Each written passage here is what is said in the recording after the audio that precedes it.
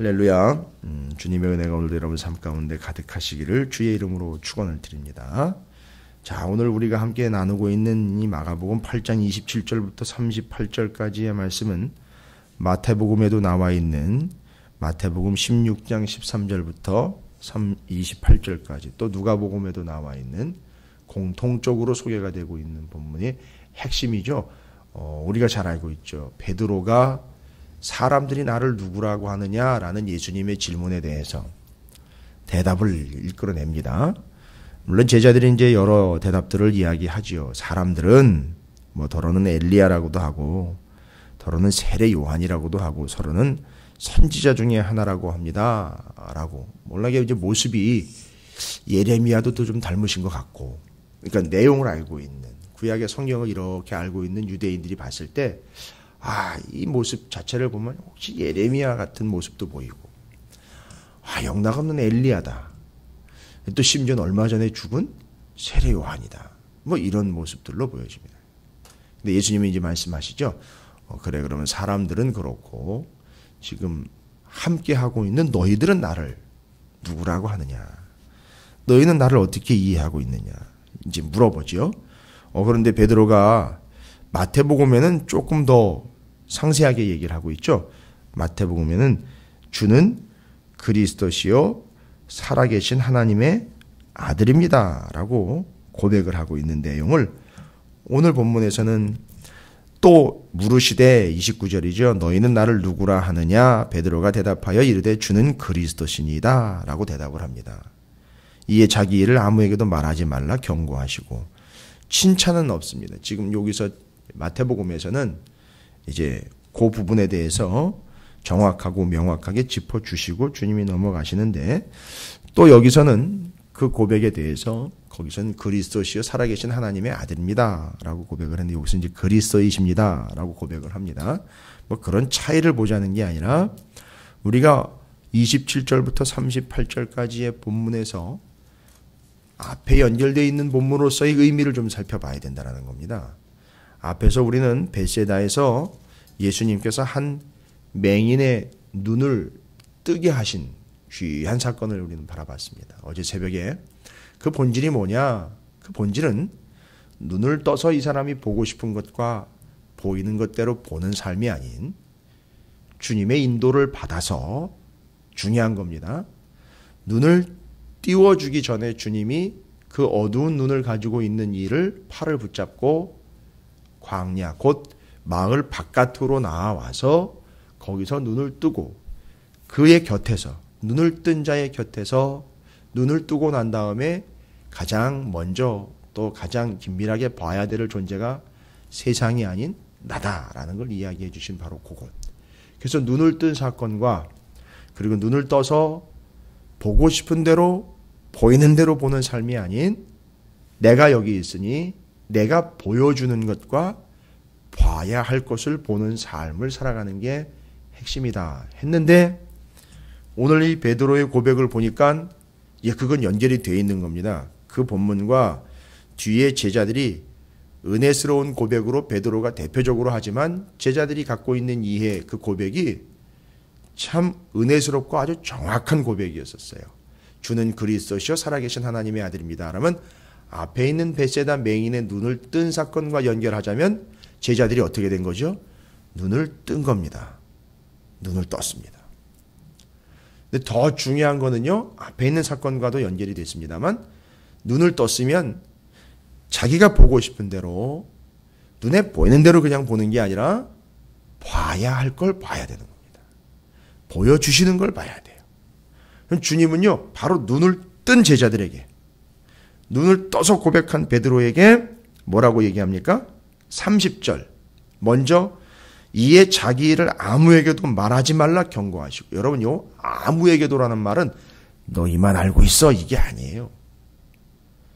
너희처럼 눈을 뜬 자들만이 알 수 있는 거야 라고 이야기하시는 거예요.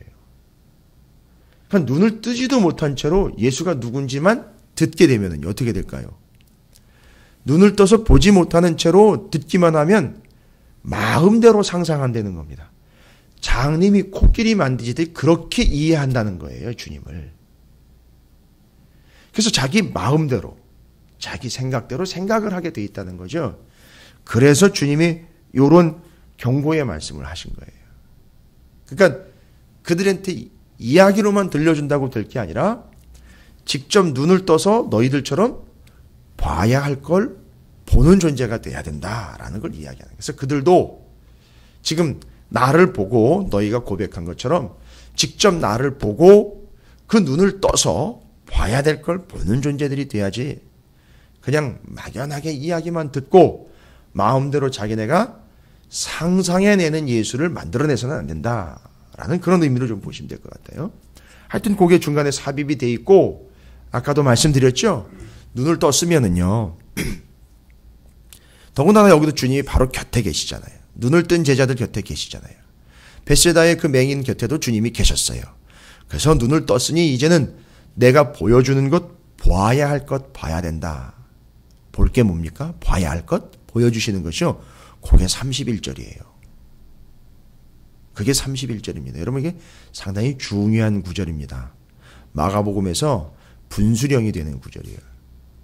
마가복음에서 꼭 가운데다 갖다 이렇게 비밀처럼 마치 싹 박아놓은 반지의 맨 가운데에 박혀있는 보석과도 같은, 이건 메시아 그리스도의 비밀을 이야기하고 있는 메시아 비밀절이라고도 이야기합니다. 그래서 이렇게 마치 숨겨져 있는 듯한, 아주 깊이 박혀져 있는 듯한 보석처럼 보이기 때문에 요걸 꼭 주님이 보여주셔야지만 볼 수 있어요. 그리고 요건 반드시 봐야 됩니다. 그래서 눈을 떴으면 요걸 봐야 됩니다. 근데 잘 보십시오. 영 모양새가 보기는 보는데 보시면 화려하지가 않아요. 그죠? 인자가 많은 고난을 받고 장로들과 대제사장들과 서기관들에게 버린 바 되고 죽임당하고 사흘 만에 살아나야 할 것을 비로소 그들에게 가르치시되, 이거 지금 보여주고 계시는 거예요. 봐야 될 것 또 보여주시는 것이 바로 요겁니다. 그러니까 주님은 지금 8장 31절을 통해서 눈을 뜬 그들이 보아야 할 것 정확하게 보여주고 계시는 겁니다. 알려주고 계시는 거예요.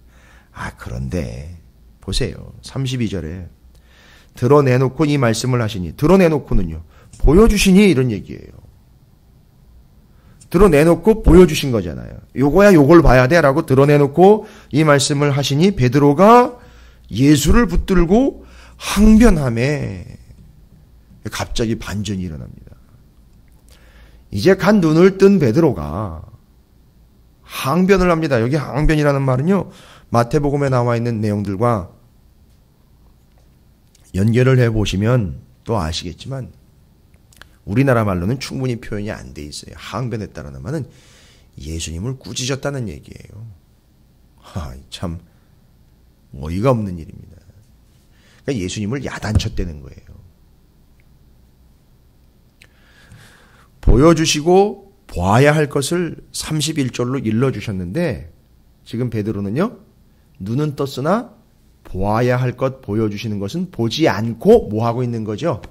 자기가 보고 싶은 걸 보고 있는 겁니다. 자기가 보이는 대로 보는 거예요. 그리고 뭐라고 얘기를 합니까? 베드로가, 여기는 표현이 정확하게는 안 돼 있지만 뒤에 33절에 보면은요, 도리어 네가 하나님의 일을 생각하지 않고 뭐라 그랬죠? 사람의 일을 생각하고 있구나. 네가 보고 싶은 대로 보고 있구나. 너는 지금 네 눈에 보이는 대로만 이야기하고 있구나. 표현상 좀 심하게 얘기하면 너는 네가 보고 싶고 보이는 대로 그냥 떠들어대고 있구나, 이 얘기인 거예요. 근데 마태복음이나 이런 데 보면 그렇지 않습니까? 사단아 내 뒤로 물러가라. 너는 나를 넘어지게 하는 자로다 하면서 베드로가 제대로 보지 못하고 있는 것을 아주 일격을 날리시고 계시는 예수님의 모습을 지금 확인할 수 있는 겁니다. 그럼 뭡니까? 바로 요겁니다. 보여주시는 것, 봐야 할 걸 보지 못하고 자기가 보고 싶은 대로 보고 눈에 보이는 대로 보고 있는 요 상황. 이게 이제 예수님이 지적을 하고 계시는 거예요. 주님, 무슨 말씀하시는 겁니까? 지금 여기서 그런 식으로 이야기를 하시면 안 됩니다. 이게 고난 얘기 자꾸 하고 죽음 얘기하고 뭐 버림받았다라고 이런 부정적인 모습을 자꾸 보여주시면 우리의 눈에 보여지는 대로 사람들은 알아먹고 믿게 되어 있는데 그런 모습을 보여주시면 안 되잖아요. 보세요. 자기가 보고 싶은 대로. 자기가 보고 싶은 거예요. 그걸 자꾸 예수님에게서 끌어내려고 하는 거예요. 그러나 예수님은요. 비밀을 봐야 된다. 알아야 된다라고 이야기한 게 31절이에요. 여기서 이제 큰 차이가 옵니다. 꽤나 착각과 뭔가 오해를 해도 아주 단단히 오해를 한 것처럼 보입니다. 결론은 이제 자기가 보고 싶은 대로 눈에 보이는 대로 지금 이야기하고 있고 보고 있는 거기에다 주님이 이제 직격탄을 날리시는 거잖아요. 사단아 내 뒤로 물러가라. 너는 사람의 일을 생각하게 하는다. 이걸 우리가 지금 이야기하고 있는 앞세 벳세다 광야의 맹인 고친 이야기와 제자들이 눈을 떴으나 자기들이 보고 싶은 대로 보이는 대로 이야기하고 있는 상황 속에서 예수님이 말씀하시는 것 바로 이거잖아요. 너희는 봐야 할 것을 보지 못하고 너희들이 보고 싶은 대로 보고 있구나. 자, 이제 다시 내가 이야기한다. 너희는 이제 봐야 할 거, 내가 보여주는 걸 봐야 돼. 하고 이야기 다시 하시는 게 뭐예요?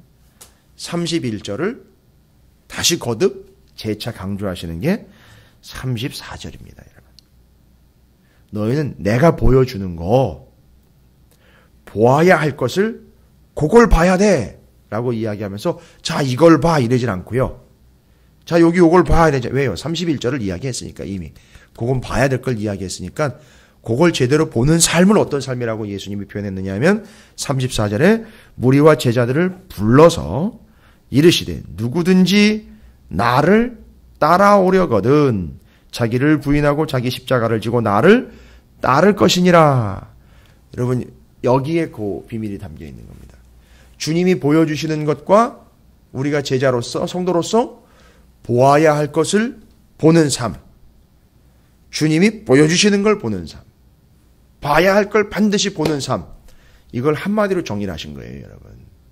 주님을 따르는 것. 이게 봐야 할 것과 보여주시는 것을 보는 삶을 한마디로 정리하신 겁니다. 주님을 따르는 거예요. 뭐 주님을 따르는 게 뭘 봐야 될 걸 보는 거고 보여주시는 걸 보는 겁니다. 잘 보십시오. 벳세다 광야의 맹인을 고치실 때 주님이 맹인을 어떻게 인도하셨는지 여러분 아실 거예요.